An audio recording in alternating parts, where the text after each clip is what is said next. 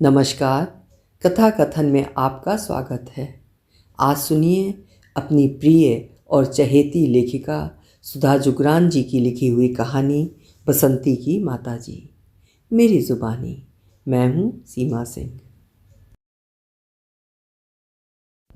माताजी मैं जाऊँ? माताजी का सिर सहलाते बसंती ने पूछा तो वे क्षीण स्वर में बोली, अभी मत जा। बीमारी ने माताजी का शरीर जर्जर और मस्तिष्क कुंद कर दिया था। पिछले 1.25 साल से वो बिस्तर पर थीं। पहले जबान लड़खड़ाई, फिर कदम बेजान हो गए तो वे बिस्तर की होकर रह गईं। जब तक वे थोड़ा बहुत चल पाती थीं, यही बसंती बाथरूम तक जाने में उनकी मदद कर देती थी। उनका दिमाग ठीक था तो वे बसंती के हाथ में कुछ ना कुछ रख देती थीं। कभी रुपए, कभी साड़ी, कभी कुछ और, यानी उसे कभी खाली हाथ नहीं जाने देती। वे सोचती किसके लिए जोड़ना है, अब जो उनकी सेवा कर दे उसी को दे दें। बसंती उनके घर में पिछले 20 साल से काम कर रही थी। उनकी दोनों बहुएं भी उसी के सामने आई थीं। खुद बसंती भी तब 20 की थी, अब 40 की हो गई थी। बसंती भी कितनी देर तक रहती, दूसरे वो कई घरों में काम भी करती थी। धीरे धीरे माताजी इस लायक भी नहीं रह गईं कि अलमारी से निकाल कर उसे कुछ दे सकें। फिर भी बसंती उनका काम कर देती थी। घर में 2 बेटे 2 बहुएं थीं। बेटों का अपनी बीवियों को नौकरी करने के लिए मना करने पर माताजी की जिद व प्रयासों से वे नौकरी कर पाईं। लेकिन आज जब वे बिस्तर की होकर रह गईं तो बहुएं उनके कमरे में झांकती भी नहीं थीं। छोटी बहू आकर दवाइयाँ सामने रख जाती थी। जब तक वे खुद खा पाती थी खा लेती थीं, जब नहीं खा पाईं तब बसंती का इंतज़ार करती। बड़ी बहू बेमन से भोजन की थाली रख जाती। माताजी के कपड़े जब मल मूत्र से गंदे हो जाते तो उन्हें वैसे ही रहकर बसंती का इंतज़ार करना पड़ता। बहुएं कमरे में दवाई और खाना रखने आती तो बदबू के मारे नाक बहुत सिकोड़ कर चली जाती। बसंती सुबह शाम तो उनकी सफाई कर देती, पर दिन भर तो वो नहीं रहती थी। वे अकेले ही घर में पड़ी रहती। बहू बेटे घर पर ताला लगाकर चले जाते। जिन नाते रिश्तेदारों से घर हमेशा भरा रहता था, जीवन के इस अंतिम समय में जैसे उन्होंने भी मुंह फेर लिया। कमरे की दुर्गंध की वजह से वे दरवाजे से झांक कर चले जाते। बीमारी की वजह से उनकी याददाश्त कमज़ोर हो गई थी, इसलिए वे कुछ को पहचान पाती, कुछ को नहीं। उनके मन में बार बार यही आता कि इस जीवन से तो अच्छी मौत है। उनकी इस दुर्गति को देखकर बेटों का दिल पसीजा तो दोनों ने मिलकर उनके लिए एक नर्स का प्रबंध कर दिया। चूँकि बैंक में उनका थोड़ा बहुत पैसा पड़ा था, इसलिए कोई दिक्कत नहीं थी। ठीक से देखभाल करना माताजी की, कोई शिकायत का मौका न देना, बड़ा बेटा बोला। जी साहब, नर्स बोली। छोटा बेटा आने जाने वाले रिश्तेदारों से कहता, हमें माताजी की बहुत चिंता रहती है, इसलिए नर्स रख दी है। बहुत कर रहे हो भाई, रिश्तेदार कहते। दिन भर घर में कोई नहीं रहता।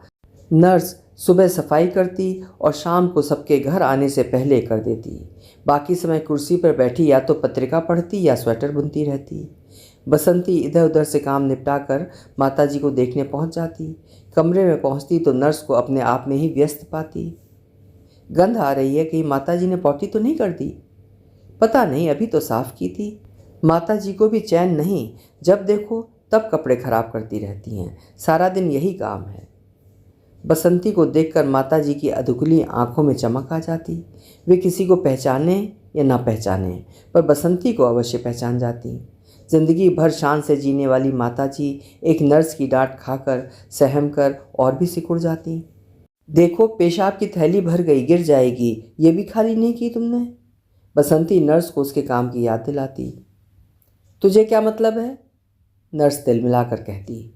घर की मालकिन है क्या, मुझसे सवाल जवाब करती रहती है। ये मेरा काम है, मैं देख लूँगी। इतने में बसंती माताजी को पलटा कर देखने लग जाती तो पाती माताजी पूरी तरह गंदगी से सनी हुई हैं। नर्स वापस लौटती तो बसंती को चुपचाप सफाई करते हुए पाती। बसंती के चेहरे पर गुस्सा होता, पर जानती थी अभी कुछ बोलेगी तो झगड़ा हो जाएगा। बसंती को सफाई करते देख नर्स को थोड़ा शर्मिंदगी का एहसास होता और वो कहती, अभी तो सफाई की थी, फिर कर दी होगी। साहब लोगों से बसंती नर्स की शिकायत नहीं कर पाती। सोचती दिन भर घर में कोई रहता नहीं है, डांट पड़ने पर नर्स भी भाग गई तो इस सूने घर में माताजी के साथ कोई भी नहीं रहेगा। बसंती का हृदय माताजी के लिए करुणा से भर जाता। इन बड़ी बड़ी महलनुमा कोठियों में ऐसा ही होता है। कई घरों का हाल देख चुकी है बसंती। बेटे बहुएं बड़ी बड़ी नौकरी करते हैं और दिन भर घर से गायब रहते हैं। बच्चे पढ़ने के लिए बाहर चले जाते हैं और बुजुर्ग इसी तरह एक कमरे में बिस्तर पर अकेले पड़े हुए मौत का इंतज़ार करते हैं। दिन बीतते जा रहे थे। धीरे धीरे माताजी की आवाज़ भी कम होने लगी। वे कभी कभार ही कुछ शब्द बोल पाती, लेकिन बसंती को देखकर अभी भी उनकी आंखें चमक जाती और उनके होंठों के हिलने से लगता कि वे बसंती से कुछ बोल रही हैं। लेटे लेटे माताजी के पीछे की तरफ घाव होने लगे तो बसंती ने हिम्मत करके छोटी बहू से कह दिया, बहू जी, माताजी की पीठ में घाव होने लगे हैं, डॉक्टर को दिखा दो। वे तेरी सास हैं या मेरी? बड़ी फिक्र पड़ी है तुझे? छोटी बहू कड़कती हुई बोली। बहू जी, मैं तो सिर्फ बता रही थी। तूने कब देखा? नर्स ने तो कुछ नहीं बताया। नर्स किस लिए रखी है? अपने आप देखेगी वो। सारा दिन लेटी रहती हैं, घाव तो होंगे ही। अब इससे ज़्यादा कोई क्या करे? फुल टाइम नर्स रख तो दी है। लेकिन बहू जी, सेवा तो अपने हाथ से होती है। आप लोग तो घर में रहते नहीं हैं, नर्स थोड़े इतना करेगी। बसंती किसी तरह हिम्मत करके बोल गई। तभी बड़ी बहू बीच में बोल पड़ी, तू जरा कम बोला कर और अपने काम पर ध्यान ज़्यादा दिया कर। अपने काम पर तो ध्यान देती हूँ। बसंती धीरे धीरे बुदबुदाती हुई अपने काम पर लग गई। फिर एक दिन बसंती से न रहा गया, इसलिए बोल पड़ी, बहू जी, आप जो खाना रख जाती हो वैसे ही पड़ा रहता है। माता जी से सब्जी रोटी कहाँ खाई जाती होगी? कुछ जूस, सूप, दलिया, खिचड़ी आदि बना दिया करो ना उनके लिए। हाँ, कई नौकर लगे हैं ना यहाँ, और कोई काम तो है नहीं हमारे पास सिवा एक काम के। दोनों बहुएं एक साथ बड़बड़ाने लगतीं और बसंती चुपचाप माताजी के क्षीण होते शरीर को देखती रहती। माताजी के बेड सोर होने लगे थे। नर्स घावों की सफाई भी ठीक से नहीं करती। ऊपर से माताजी का पेट चलता तो दवाई भी ठीक से न दे पाती। कमरा सड़ांध से भरा रहता और बसंती उनकी दुर्दशा पर चुपचाप आंसू बहाती रहती। उसने माताजी का वो समय देखा था जब यहाँ काम करना शुरू किया था। तब वो माताजी को देखकर कितनी हुलसित हो जाती थी, कितनी शानदार लगती थी माताजी तब। क्या शरीर था उनका। ममतामयी माताजी उसे बहुत ही अच्छी लगती। तब साहब भी जिंदा थे। पूरे घर की बागडोर माताजी के हाथ में थी। उनके दोनों बेटे उसके देखते देखते ही बड़े हुए थे। उसके कितने ही सुख दुख में माताजी ने उसका साथ दिया और बदले में वो भी माताजी के पूरे काम आती। कितना देती करती थी माताजी उसे। उसके बच्चे बीमार पड़ते तो बिना काज के भी उसे रुपए पकड़ा देती। वो अपने शराबी पति से परेशान होती तो माताजी उसे धैर्य बंधाती। सास के तानों से तार तार होती तो माताजी उसे पास बिठाकर समझाती और इसी तरह उसके जीवन की नैया पार लगी। आज बसंती के खुद के बच्चे भी बड़े हो गए हैं। आज उन्हीं माताजी को तिल तिल कर मरते देख वो कुछ नहीं कर पा रही थी। हाँ, इतना ज़रूर था कि जब वो होती तो नर्स के साथ लग जाती, जब नहीं होती तो नर्स क्या करती क्या नहीं करती वो नहीं जानती थी। एक दिन जब बसंती काम निपटा कर माताजी को देखने पहुंची तो कमरे से माताजी के कराहने की आवाज़ आ रही थी और नर्स की फ़ोन पर बात करने की। वो कमरे में गई तो देखा माताजी उघड़े बदन आधी अधूरी सफाई में वैसे ही ठंड में पड़ी हैं और नर्स फ़ोन पर बात कर रही है। बसंती को देखकर उसने फ़ोन बंद कर दिया। तुम काम छोड़कर फ़ोन पर बात कर रही हो और माताजी उघड़े बदन पड़ी हैं, उन्हें ठंड नहीं लग रही होगी? कर तो रही थी, पर बीच में कोई फ़ोन आ जाएगा तो क्या उठाऊंगी नहीं? तुम्हें यहाँ तनख्वाह माताजी के काम करने की मिलती है, फ़ोन पर बात करने की नहीं। बसंती अपने गुस्से को रोक नहीं पा रही थी। तू ज़रा ज़बान संभाल कर बात किया कर, तू नहीं देती है मुझे तनख्वाह। हाँ, जो तनख्वाह देते हैं उन्हें तो पता नहीं कि तू क्या करती है। आज मैं कहकर रहूँगी। जा जा कह दे, बहुत देखे तेरे जैसे। नर्स भी कहाँ चुप रहने वाली थी। उस अकेले घर में बिस्तर पर असहाय बीमार पड़ी माताजी के सामने बसंती व नर्स की तू मैं होती रहती। बसंती का मन उस दिन बहुत ख़राब हो गया। उसने सोच लिया था कि अब चाहे काम छूटे या डांट पड़े, उसे माताजी के बहू बेटों को सब कुछ बताना ही पड़ेगा। रात भर वो सो नहीं सकी। दूसरे दिन जब काम पर आई तो बड़ी बहू से बोली, बहू जी, आप दोनों रहती नहीं, नर्स माताजी की ठीक तरह से देखभाल नहीं करती। तो क्या करें अब? तू फिर से शुरू हो गई। बड़ी बहू को ये टॉपिक बिल्कुल भी पसंद नहीं था। आप दोनों बारी बारी से छुट्टियां लेकर माताजी की देखभाल कर लो बहू जी, पुण्य लगेगा। अब अब तो खाना तक छूट गया उनका। नर्स रखने भर से बुजुर्गों की सेवा नहीं होती। कितना प्यार दिया है माताजी ने आप लोगों को। इस समय उन्हें आप दोनों की बहुत ज़रूरत है।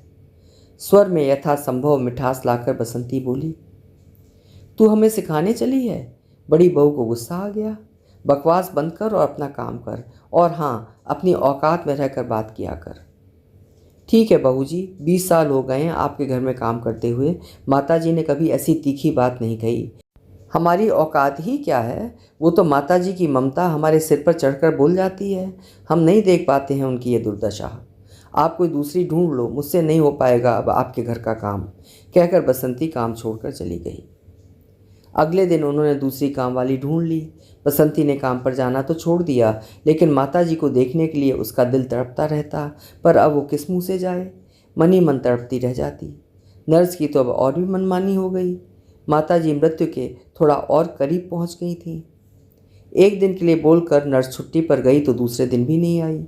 माताजी का कमरा ऐसा भभका मार रहा था कि दरवाजे पर खड़ा होना भी मुश्किल था। बहुओं ने गंध बाहर ना आए इसलिए कमरे का दरवाज़ा बंद कर दिया। शाम को बेटे घर आए तो अपनी बीवियों से पूछा, नर्स आई थी आज? नहीं। तो क्या माँ वैसे ही पड़ी हैं अब तक? किसी ने सफाई नहीं की, खाना नहीं खिलाया? कौन करता सफाई? बहू चिढ़ गई। अरे बसंती को ही जाकर बुला लाते, माँ के लिए वो आ जाती। कौन बुलाता उस नकचढ़ी को? कैसे पैर पटक कर काम छोड़ कर गई थी। हमसे ना हो पाएगा ये सब। बीवियों से भिड़ना बेकार था, ये दोनों बेटे जानते थे। बड़ा बेटा बसंती के घर गया, उसे बुला लाया। माताजी का नाम सुनकर बसंती ने आने में एक पल भी नहीं लगाया। बहुओं ने उसे देखकर मुंह फेर लिया। बसंती ने पूरे मनोयोग से माताजी की सफाई की, गीले तौलिए से पूरे शरीर को पोंछा, मालिश की, उनकी चादर और कपड़े बदले और सारे कपड़े धोकर सुखाने डाल दिए। फिर माताजी के लिए पतली खिचड़ी बनाई और मनुहार से खिलाई। बसंती के प्यार मनुहार से माताजी ने 1-2 चम्मच खिचड़ी खा ली। बसंती को आज माताजी की हालत और दिनों से भी गिरी हुई लगी।